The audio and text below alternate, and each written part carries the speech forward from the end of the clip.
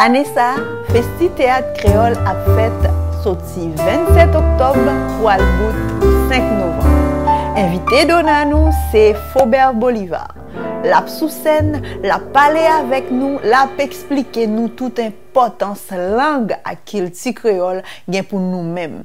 Anessa, n'a bay place à toute origine. Tout le monde qui n'a qu'il ti créole a gagné sous scène toute qualité et spectacle.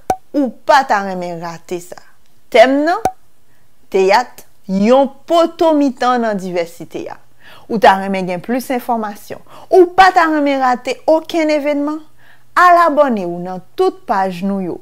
Sur Facebook, sur YouTube, sur LinkedIn, sur Instagram.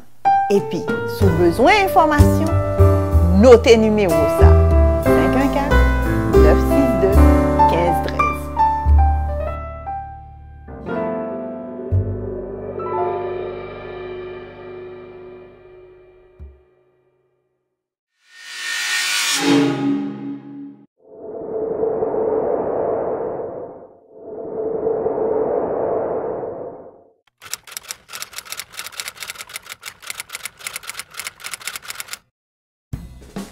Place à un auteur, un critique, un professeur autour de la littérature.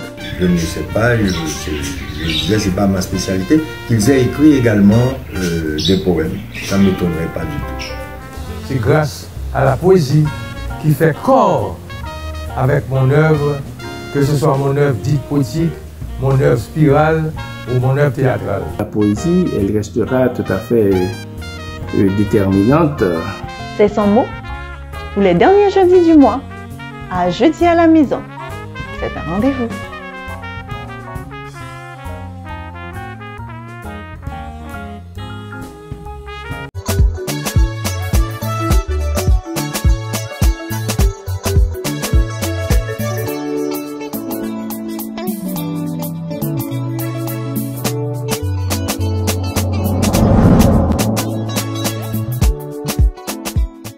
Mesdames et messieurs, bonsoir. Bienvenue à C'est son mot. Ce soir, nous recevons Wichner Ormeus, cet administrateur social qui a été formé à la fois en Haïti, au Canada et dans d'autres pays sur le continent africain, qui traîne un très grand bagage au niveau de l'animation. Il a une grande expérience avec le travail auprès des jeunes. D'ailleurs, il continue son travail avec les jeunes pour leur émancipation, leur évolution au Canada à travers l'organisme AAJ qu'il co-dirige avec Madame Lormeus. Ce soir, il va plutôt nous parler de son livre. C'est un homme qui a à cœur le développement économique des pays du Sud, et il va nous parler de son livre qui est actuellement en vente en Haïti mais sorti au Canada, qui s'intitule Économie alternative pour la sauvegarde des populations vulnérables des pays du Sud, et il nous propose un modèle pour Haïti, un pays qu'il garde dans son cœur malgré qu'il vit dans un autre pays. Il continue de travailler pour que le pays puisse se développer. Alors, bonsoir Wichner et bienvenue à C'est son mot. Bonsoir Néerlande et bonsoir chers téléspectateurs et auditeurs. C'est un plaisir d'être avec vous pour vous donner mon mot sur l'économie. Encore une fois, j'espère que on va passer un bon petit moment de partage. Définitivement, mais juste avant de rentrer dans le vif du sujet qui est l'économie, qui parle, c'est le livre évidemment, on va le présenter au public, on va essayer de voir un peu comment est-ce que ce que tu présentes dans ton livre pourrait aider les populations vulnérables, mais en partie et surtout Haïti. On aimerait savoir, moi j'ai dit oui, tu baignes dans l'animation et tout, mais Wichner Ormeus, qui il est réellement? Ben, Wichner Ormeus, c'est un serviteur c'est quelqu'un qui se met au service partout où il est, au service de la communauté. Donc, c'est comme un sacerdoce de voir comment apporter mon petit grain de sel pour essayer de trouver des solutions par rapport à des problématiques qui touchent des populations, je dirais, spécifiques comme les jeunes, comme j'ai eu l'opportunité de le faire en tant que directeur national de la jeunesse en Haïti, puis dans d'autres sphères également, et ici en économie, parce que j'ai eu à faire j'ai eu à faire une formation postgraduée en économie du développement, et dans le cadre d'un programme avec le rectorat de l'université et la CLACSO, qui est le réseau latino-américain des sciences sociales. Donc, un parcours qui tourne autour de développer les pays du Sud, de ce que je comprends à travers ce livre. Et pourquoi avoir choisi un modèle spécifiquement pour Haïti? Pourquoi n'avoir pas proposé un modèle qui pourrait s'adapter à tous les pays? Ben, en fait, c'est de ça qu'il s'agit, c'est-à-dire que les réalités des pays qu'on dit du quart-monde ou les PMA, c'est que on les classe comme parmi les pays les plus pauvres, mais on dirait, moi je dis souvent, c'est des pays qui sont beaucoup plus appauvris que pauvres, dans le sens que ils ont des ressources qui sont négligées. Et donc, on profite de ça pour, disons, et continuer un système, je dirais, qui n'aide pas, qui ne les aide pas à se développer. Malheureusement, c'est le constat qu'on doit faire, c'est le constat que j'ai fait, notamment dans le livre, dans le sens que on parle des populations vulnérables dans les pays du Sud. Ils sont vulnérables, c'est parce qu'ils sont totalement en incapacité de répondre, de pouvoir répondre à des besoins, certains besoins, comme Maslow l'a dit, il y a cette pyramide de besoins-là, donc ils sont incapables de répondre même aux besoins les plus élémentaires. Donc c'est pour ça qu'on parle de population vulnérable. Alors que si on regarde, ils auraient, si le système politique et économique était organisé autrement, eh bien, donc, ils auraient pu se donner les moyens pour pouvoir répondre à ces besoins. Et à ce titre, j'aimerais justement faire un petit rapport pour dire que ce qui se passe dans nos pays, dans les pays du Sud, justement, c'est que on a l'impression que les gens ils mettent davantage l'accent sur l'avoir, c'est-à-dire les possessions, ce que les gens possèdent, que l'être, c'est-à-dire ce que les gens sont. Par exemple, la culture haïtienne, là, c'est l'une des cultures les plus riches que je connais. Par rapport à ce que j'ai vu dans tous mes voyages, que ce soit en Afrique, en Amérique, en Europe. Donc, c'est parmi l'une des cultures les plus riches. Mais malheureusement, eh bien, on a tendance à négliger cette richesse-là, alors que c'est de l'or, c'est plus que de l'or même. On aurait pu construire là-dessus une économie. Mais bon, jusque-là, on préfère aller dans des activités, je dirais, commerciales qui rapportent plus rapidement. Donc, on voit plus rapidement qu'est-ce que ça va rapporter. Mais au bout du compte, tout ce qu'on a reçu comme revenu, des fois, ça retourne là d'où ça vient parce que on a de moins en moins de production. Donc, c'est une économie qui est beaucoup plus basée sur l'importation. Donc, j'en ai traité dans l'ouvrage. Et donc, du fait que c'est beaucoup d'importation, donc l'argent qui rentre retourne là d'où ça vient, parce que les gens sont obligés d'acheter des produits qui proviennent de l'autre côté. Donc, c'est ça. Alors, mais justement, on parle de pays du Sud, mais il y a les pays du Nord, les pays capitalisés maintenant. Est-ce que cette limite ne vient pas justement de cette dépendance quasiment à la terre? C'est vrai que dans le livre, tu dis l'implémentation du modèle intégré économique alternatif dont il est question exige une revalorisation des terres agricoles, notamment par la mise en branle de diverses techniques de conservation du sol et de fertilisation de ce dernier. Oui. Cependant, dans les pays dits développés, appelés développés, on voit qu'ils ne se concentrent pas essentiellement sur les terres pour assurer leur développement. C'est un élément.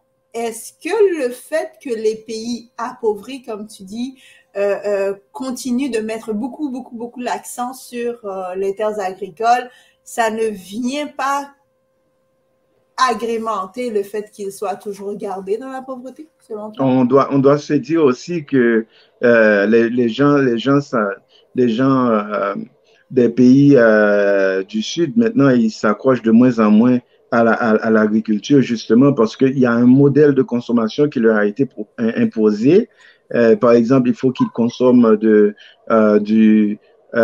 comment on appelle ça là, des céréales. Des céréales au lieu de, par exemple, de notre bonne vieille accassant. Donc, on ne consomme plus ça. Et puis, on consomme du cornflakes de préférence, tu vois. Donc, c'est les gens d'affaires, alors que, justement, on ne sait même pas.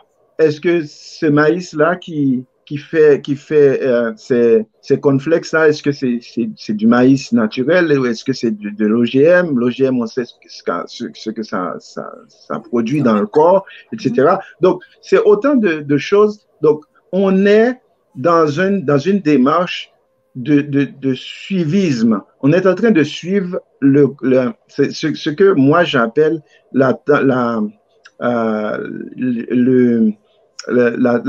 théorie dominante.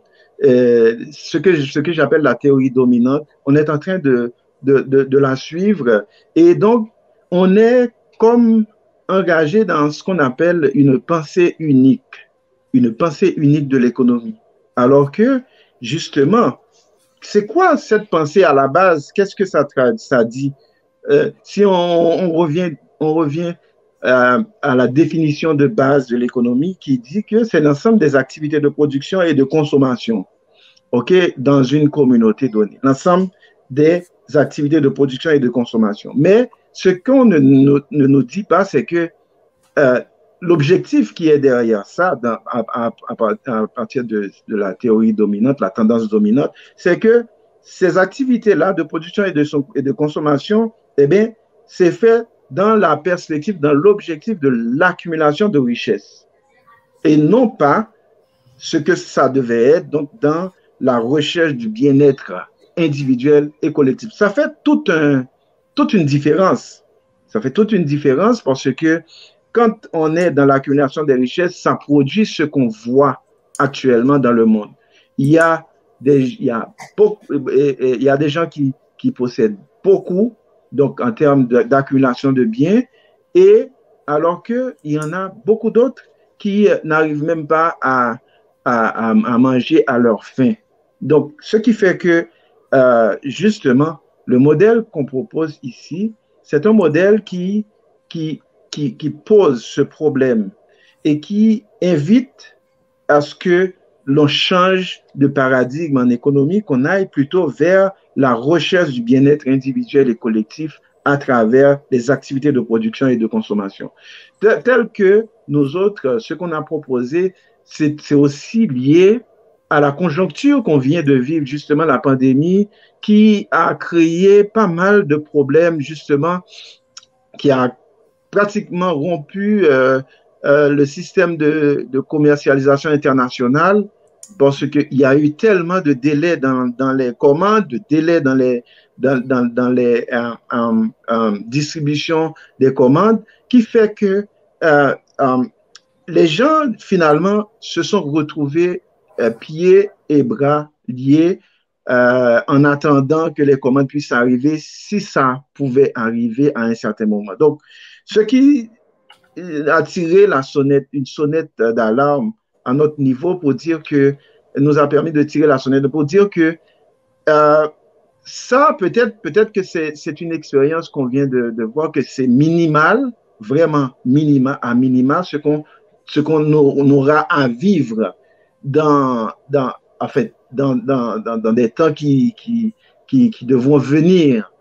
Je ne suis pas un oiseau de mauvais augure, mais dans ma réflexion, je pense que c'est possible qu'il y ait quelque chose de plus complexe que la COVID qui arrive et que les commandes ne peuvent plus être exécutées au niveau international. À ce moment, qu'est-ce que ces communautés-là, comment ils vont faire pour vivre?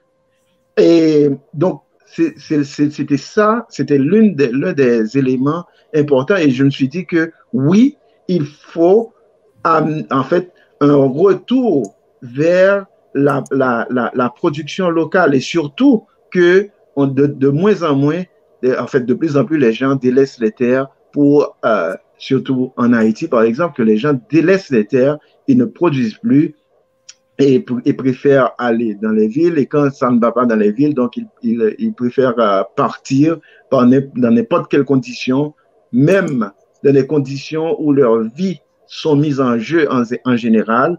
Donc, c'est des choses qui arrivent. Alors, nous avons dit que au lieu d'adopter cette course vers l'Eldorado qui, en fait, quand ils arrivent, des fois, ils sont pas totalement enchantés de ce qu'ils reçoivent, de ce qu'ils ont comme réalité. Eh bien, pourquoi ne pas réorganiser tout un système? Et ce système-là, justement, qui prend en compte non seulement la question de la production agricole, mais ce sont les gens qui doivent produire. Donc, renforcer les capacités des gens au niveau local, c'est-à-dire que leur donner, leur permettre de s'organiser, d'organiser la propriété. Parce que voilà un problème qui se pose dans ces pays-là, comme par exemple en Haïti, le problème de la propriété.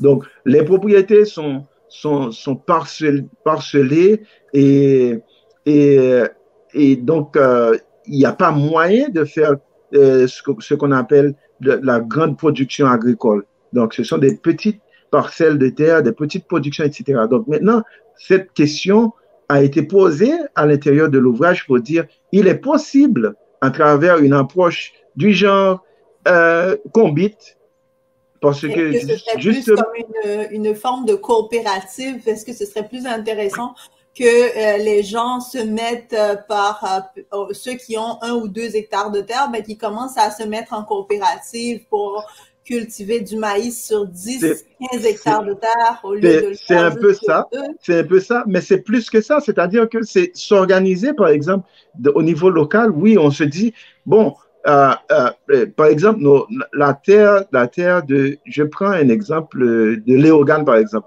La terre à Léogane, ça produit beaucoup la canne à sucre, etc.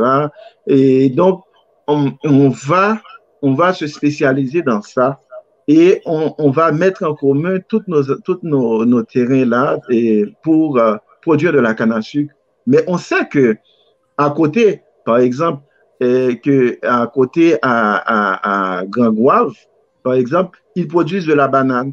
Donc, c'est-à-dire que eux, on s'organise pour faire de la banane et la banane va sortir de Grand Goâve pour venir à Léogane. La canne à sucre va sortir de Léogane. C'est quand même une grande structuration qui demande d'aller au-delà d'un simple, je dis pas les paysans ont la connaissance pour faire pousser les légumes, pour les faire sortir de terre, mais cette production qui permettrait de nourrir une population de plus en plus grandissante et de manière plus groupée, comme tu le dis, donc par secteur et par spécialité selon les régions, ça demande au-delà de Combit, au-delà de la coopérative, ça demande aussi les fonds Non, non, non, non, non, non, à ce avant. moment-là que rentrent les gros OGM, ceux-là qui apportent les OGM dans les pays. C'est pas à ce moment-là que les dangers d'approvisionnement arrivent. Non, non,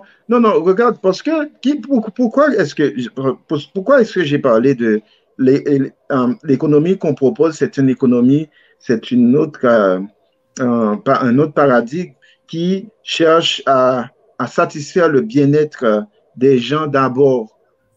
Quand on dit satisfaire le bien-être des gens d'abord, c'est quoi? C'est satisfaire leurs besoins d'abord. Et donc, ça veut dire que c'est une économie qui veut que les gens puissent se prendre en charge d'abord. Maintenant, la commercialisation, ça vient après. Ce qui se passe aujourd'hui, c'est que on est en train de nous berner pour nous dire qu'on doit produire juste pour commercer. Alors que ce qu'on doit faire d'abord, c'est produire pour répondre à nos besoins. D'abord. Mais répondre aux besoins, c'est aussi de la commercialisation. Maintenant, derrière, non, ce qu'on parle là, c'est que il y a deux niveaux de commercialisation dans notre proposition. Il y a le premier niveau de commercialisation, c'est à travers les communautés, entre les communautés, des échanges de produits entre eux. Donc, qui permet justement de garantir ce qu'on appelle une alimentation équilibrée. Déjà. Donc, ça veut dire que au troc? Non, pas nécessairement. On ne parle pas de retour au troc parce que, entre-temps, on doit savoir qu'il y a des expériences comme ça qui ont été faites dans le temps, justement, avec les grandes crises qu'ont connues certaines sociétés, comme par exemple l'Argentine. Ils ont eu, à un certain moment, l'Argentine avait déclaré comme l'État était en faillite sur le plan économique. OK? Donc, finalement, la société s'est organisée pour répondre à cette situation de faillite économique. Et justement, ils ont utilisé si vous voulez, des stratégies qui leur ont permis justement de pouvoir répondre à leurs besoins en attendant que les problèmes économiques, c'est-à-dire que les économistes traditionnels, à travers leurs questions de croissance, etc., tout le temps, parce que eux, l'économie traditionnelle, elle ne parle que de croissance. Elle ne parle que de croissance. Alors que l'économie dont on parle, c'est d'abord la réponse aux besoins des gens. Maintenant, la croissance, ça s'en vient aussi parce que quand on arrive à répondre à ces besoins, ça a une valeur, si on veut, une valeur monétaire également. Donc, ça a une valeur monétaire. Et donc, qu'est-ce qui se passe quand j'arrive à répondre à mes besoins, par exemple, primaires, eh bien, sans avoir à m'adresser à l'extérieur, qu'est-ce qui se passe? C'est que je réduis mon niveau d'importation. OK? Donc, puisque je réduis mon niveau d'importation, automatiquement, dans la balance commerciale, qu'est-ce qui se passe? C'est que je réduis aussi ce que en économie traditionnelle, ils parlent de déficit de la balance commerciale. Je réduis mon déficit de la balance commerciale. Donc, du coup, cette démarche permettrait à la fois de prévenir une grande crise qui pourrait arriver dans le monde et qui empêcherait justement tout ce système de commercialisation internationale installé de fonctionner. À ce moment, au niveau local, les gens auraient cette structure qui leur permettrait de pouvoir continuer à répondre à leurs besoins. Donc, c'est vraiment... Ensuite, qu'est-ce qui se passe? C'est que le modèle qu'on propose, ça touche l'aspect environnemental.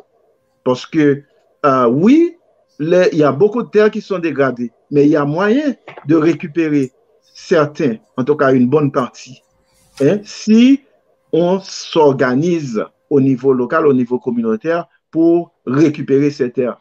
Et ce n'est pas difficile. On a proposé des modèles de gestion des bassins versants, des modèles qui vont permettre non seulement d'éviter l'érosion par ruissellement, ça veut dire que quand il y a beaucoup de pluie qui tombe et puis toute la terre descend au niveau des côtes, au niveau de la mer. Donc, il y a moyen d'intervenir directement là-haut et puis en même temps d'éviter cette érosion, mais aussi de créer des sources d'arrosage pour les terres qui sont en aval.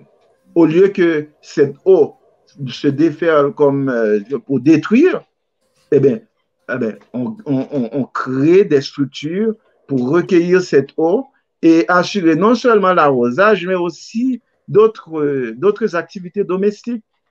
J'ai personnellement eu je comprends, tout ça, ça passe par l'éducation. Et d'ailleurs, l'une de tes propositions, c'est de partir en campagne d'alphabétisation avec différentes options, dont la possibilité que ceux-là qui sont formés au niveau professionnel, eux-mêmes, ils deviennent des formateurs.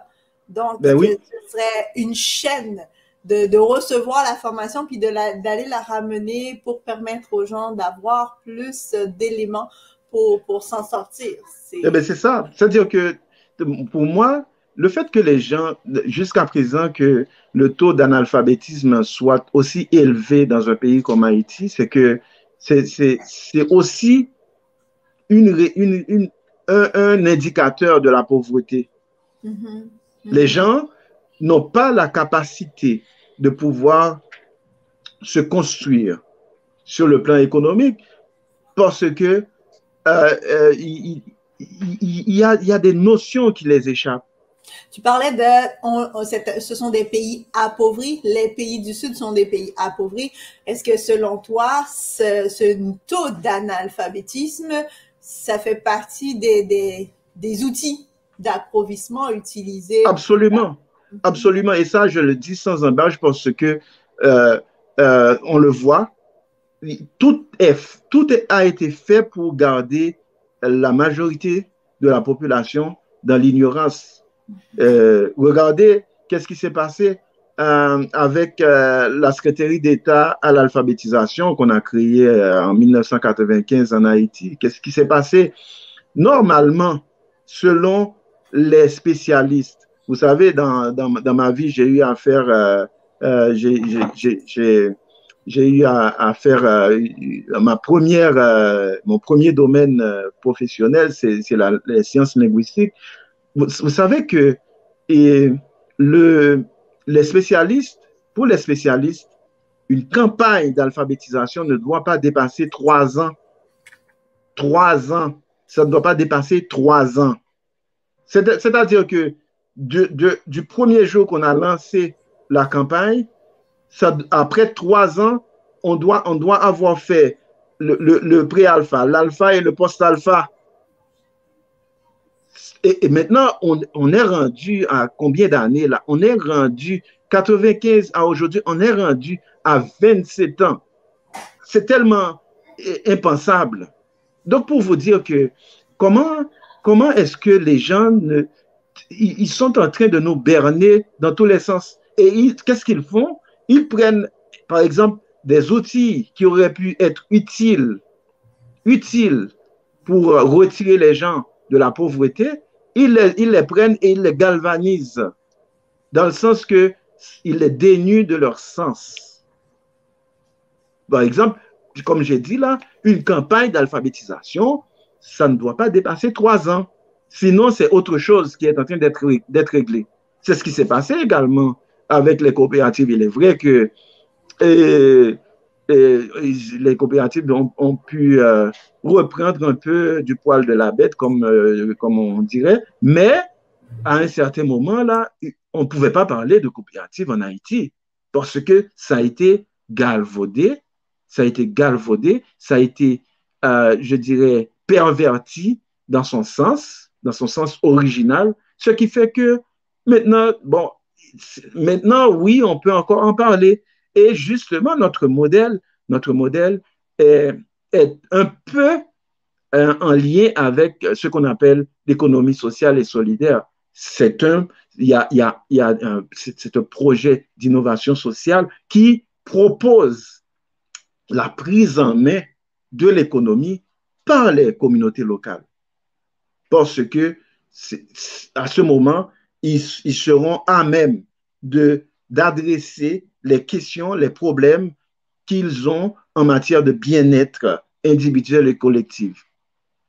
Donc, c'est ça notre démarche. Ben, c'est quand même une démarche assez intéressante. Beaucoup d'éléments qui sont pas apportés dans le livre, dont la question de l'environnement.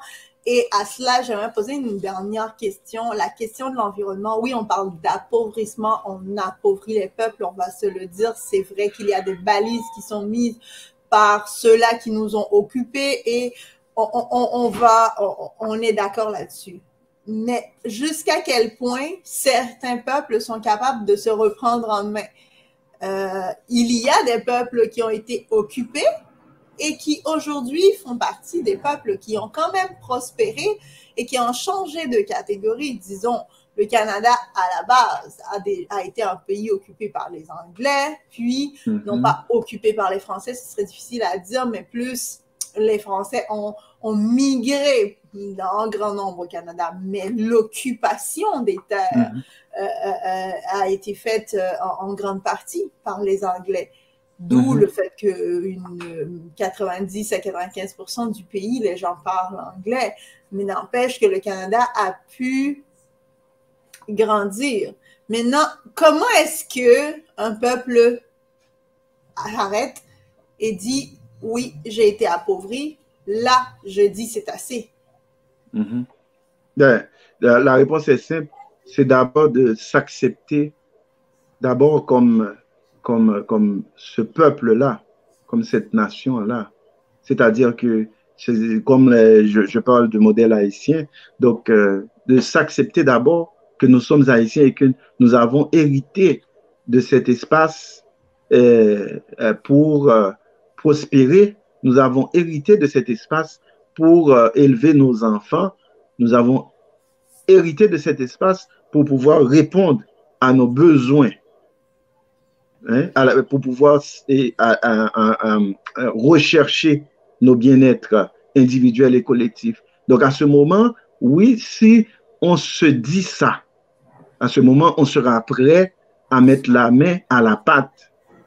On ne sera pas toujours être en train de courir à gauche, à droite, de se faire dévorer par les bêtes sauvages dans les forêts amazoniennes, de se faire découper par des, je sais pas, en tout cas, bref, c'est tout ça. C'est-à-dire que d'abord, il faut une acceptation de soi. Qui nous sommes, accepter notre identité comme peuple. D'abord. Ensuite, maintenant, regardez qu'est-ce qui s'est passé dans notre histoire. Pourquoi est-ce que ça a été toujours ainsi? Ça a été toujours ainsi, c'est parce que, justement, on est resté dans la logique du dominateur. Et le dominateur a changé à chaque fois de couleur. Le dominateur a changé à chaque fois de nom. Aujourd'hui, il y a de nouveaux colons en Haïti. Aujourd'hui, la domination est là. Et justement, on est obligé de regarder cela en face pour dire que, bon, est-ce qu'on est obligé de suivre ce courant-là? Ce courant qui veut qu'il y ait des gens qui sont tout le temps dominés et qu'il y ait d'autres qui sont les maîtres. Nous avons un espace commun. Nous devons nous rendre compte que nous avons un espace commun, c'est à nous de le construire. Que nous ayons des ressources, que nous soyons, nous n'ayons pas de ressources, mais l'essentiel, c'est que d'abord de de se mettre d'accord sur ça. Nous avons cet espace, c'est à nous de le construire. Maintenant, cette tendance économique qui veut qu'il y ait des dominants et des dominés, eh bien oui, on doit se mettre d'accord sur ça, que ça nous a fait 216 ans. 216 ans qu'est-ce que je dis? 216, non, ça nous a fait 218 ans. Hein? On est à notre 218e anniversaire d'indépendance. Donc, ça nous a fait 218 ans de misère, de souffrance. Donc, il est temps qu'on se rende compte de ça pour dire qu'on arrête ça. Cette approche dominante, dominée, on doit l'arrêter pour aller vers une approche plus constructive, de recherche du bien-être individuel et collectif. Et là, chacun aura son lot à apporter. Et comme ça, par exemple, le modèle qu'on propose, eh bien, de proche en proche, on aura des localités qui seront organisées dans leur production, de proche en proche, et puis finalement, on aura des régions qui seront organisées pour faire les échanges ensuite au niveau national. Puis, si c'est fait au niveau national, on pourra négocier maintenant nos échanges au niveau international. C'est le modèle que... Oui, tu disais, c'est un modèle de... C'est le modèle qu'on propose. C'est un modèle qui est faisable, mais il faut une prise de conscience individuelle et collective que d'abord, c'est notre pays, c'est à nous de le construire, c'est cet espace qui nous a été légué pour construire notre bien-être. Et pas seulement notre bien-être d'aujourd'hui dans un esprit de développement durable, mais aussi le bien-être de ceux et celles qui auront à venir dans 10, dans 15 ans, donc les autres générations. Économie alternative pour la sauvegarde des populations vulnérables des pays du Sud, un modèle pour Haïti, un modèle qui parle d'environnement, d'alphabétisation, d'autonomisation des paysans, mais surtout de ralliement, de se mettre ensemble en équipe et de se prendre en main pour pouvoir s'en sortir. C'est ce que vous propose Wichner Ormeus dans son livre qui est sorti en mars 2021. Alors, pour ceux qui sont en Haïti, je vous rappeler qu'actuellement, le livre, maintenant, il est disponible en Haïti. Il est déjà disponible ici au Canada. Et il est aussi disponible aux États-Unis, à ce que je sache. Alors, Wichner, comment est-ce que les gens peuvent se procurer ton ouvrage pour qu'ils puissent approfondir un petit peu sur ce que tu proposes comme élément de solution pour l'économie? Bien, au niveau international, ils peuvent se procurer le livre sur Amazon. Depuis 2021, le livre est disponible sur Amazon, mais par rapport à justement ce problème dont je parlais là, ce problème de distribution au niveau de l'international vers le national, donc il y a eu beaucoup de demandes, donc j'ai dû m'associer à une maison d'édition en Haïti qui m'a aidé à publier le livre en Haïti. Actuellement, le livre est disponible en Haïti, notamment à Communication Plus et dans ces réseaux de distribution, c'est-à-dire toutes les librairies qui sont affiliées à Communication Plus. D'accord. Alors, pour ceux qui sont à l'étranger, ils peuvent quand même se le procurer sur Amazon et ils vont avoir accès à leurs documents. Ceux qui sont au Canada peuvent aussi bien entrer en contact direct avec l'auteur pour y avoir accès et pourquoi pas avoir la signature de l'auteur, hein, oui. pour ceux qui l'ont déjà. Alors, aujourd'hui, on vous remercie d'avoir été avec nous, chers téléspectateurs. Je vous rappelle qu'on a reçu Wichner Ormeus, qui est l'auteur de Économie alternative pour la sauvegarde des populations vulnérables des pays du Sud, un modèle pour Haïti, mais un modèle qu'on croit qui peut être adapté aussi à beaucoup d'autres pays, mais comme lui, il parlait vraiment essentiellement dans ce livre d'Haïti. On vous remercie, on te remercie, Wichner, d'avoir été avec nous. C'est à moi de vous remercier. On te souhaite du succès pour ton livre et j'espère que beaucoup de personnes vont pouvoir utiliser ce livre pour faire un changement dans les communautés qui sont vulnérables. Anessa, Festi Théâtre Créole a fait sorti 27 octobre pour le bout 5 novembre. Invité à nous, c'est Faubert Bolivar. La sous scène, la parler avec nous, la expliquer nous toute importance langue à qu'il ti créole gen pour nous-mêmes. Anessa, n'a bay place à toute origine, tout monde qui nan qu'il ti créole la. A gagné sous scène toute qualité et spectacle. Ou pas ta remè rater ça. Thème nan? Théâtre, yon poto mitan dans diversité ya. Ou ta remè gen plus information. Ou pas ta remè rater aucun événement. À l'abonner ou dans toute page nou yo. Sur Facebook, sur YouTube, sur LinkedIn, sur Instagram. Et puis, sous besoin d'information, notez numéro ça.